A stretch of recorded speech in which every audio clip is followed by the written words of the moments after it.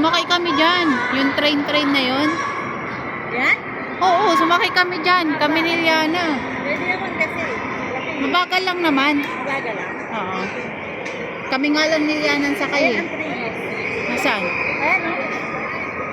Anchor tree. Di outlet pa pala. Kaya nga tulingan eh. Ibibilang ko si Ana na ticket para mag-rides dyan.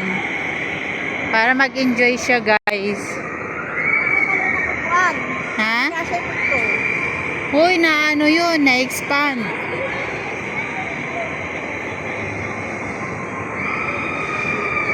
Ay, pwede kumakayat dyan. Wala tayong entrance. Pwede makit din sa taas. Guys, hindi namin makita yung aming alagang buling dito. Hindi namin alam kung nasaan. Ito na lang yung nakita namin. Siya na lang yung nakita namin.